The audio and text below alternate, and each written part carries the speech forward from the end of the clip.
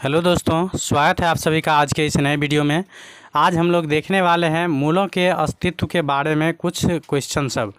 तो आज आप लोग वीडियो के अंत तक बने रहिएगा। मैं आप लोगों को मूल के अस्तित्व से जितना भी क्वेश्चन आपके मन में उठता होगा उस सभी का जवाब मिल जाएगा। तो चलिए शुरू करते हैं।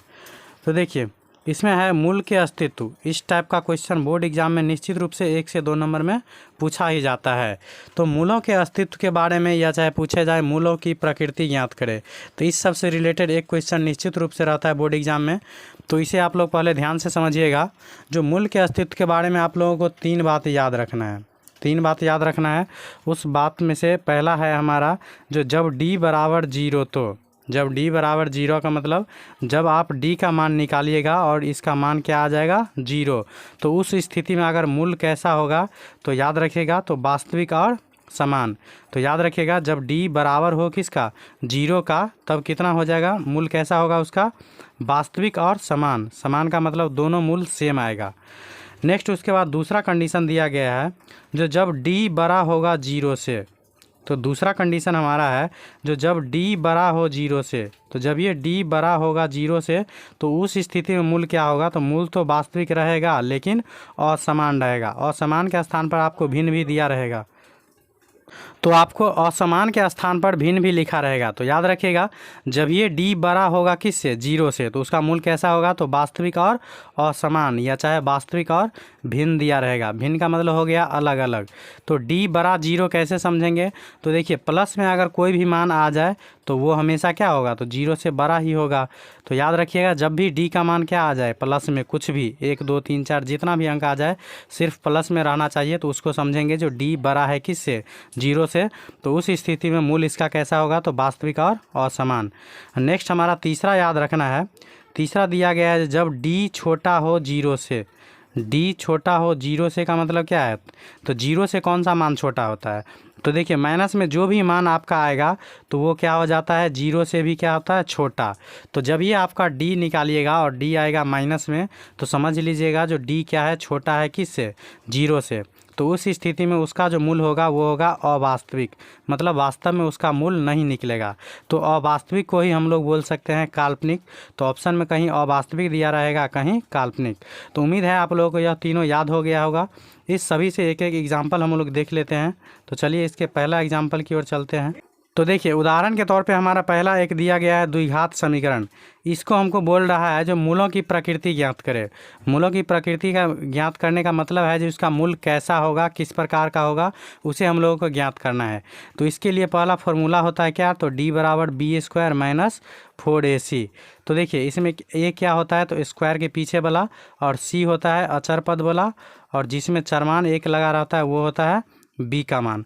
तो यहाँ से a b और c समझ गए होंगे। तो यहाँ देखिए a का मान कितना है 2, b का मान कितना है तो -3, और c का मान कितना है तो 5। तो यहाँ से अगर आप d बराबर सूत्र बैठाइएगा b² माइनस 4ac, तो b का मान कितना था -3, तो यहाँ -3 का स्क्वायर माइनस 4 गुने a का मान कितना था 2 और c का मान 5। तो इस प्रकार से आप 3 का स्क्वायर कितना होगा 9, और 4 को 2 से गुना कीजिएगा तो 8, 8 पंच कितना होता है 40। तो इस प्रकार से इसका मान कितना आ जाएगा, तो 9 माइनस 40। तो 9 माइनस 40 बराबर कितना होगा, तो वो हो जाएगा -31। तो यहाँ देखिए d का मान कितना आ गया माइनस में। माइनस में आने का मतलब क्या है, तो यह 0 से भी क्या है छोटा है। तो इस प्रकार से हम लोग बोल सकते हैं जो चूँकि d क्या है छोटा है किससे 0 से, तो जब ये d छोटा होगा 0 से तो उसका मूल कैसा होगा, तो अवास्तविक।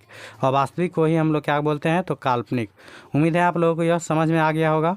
देखिए दूसरा हमारा एक समीकरण दिया गया है 2x² माइनस 6x प्लस 3। तो इसमें देखिए a का मान कितना हो जाएगा 2, b का मान कितना हो जाएगा -6, और c का मान कितना हो जाएगा 3। तो इसको हम लोग जब d बराबर निकालते हैं b² माइनस 4ac, तो b का मान कितना था -6, तो -6 का स्क्वायर कीजिएगा, उसके बाद -4 गुने a का मान गुने c का मान। तो इस प्रकार आपको मान बैठाने पर क्या प्राप्त होता है, तो इसको गुना कीजिएगा तो कितना आ जाएगा, तो इसको गुना करने पर आता है 6 का स्क्वायर होगा 36 और इसको गुना कीजिएगा तो कितना आ जाएगा 24। तो 36 में से 24 जाएगा तो कितना आ गया 12। तो मैंने बताया था जब भी डी का मान प्लस में हो तो प्लस में हो इसका मतलब हो गया जो डी हमेशा बड़ा होगा किससे, 0 से। तो जब डी बड़ा होगा 0 से तो इसका मूल कैसा होगा, तो वास्तविक और असमान। असमान मतलब हो गया अलग अलग भिन्न आएगा इसका। तो याद हो गया होगा। चलते हैं नेक्स्ट एग्जाम्पल की ओर।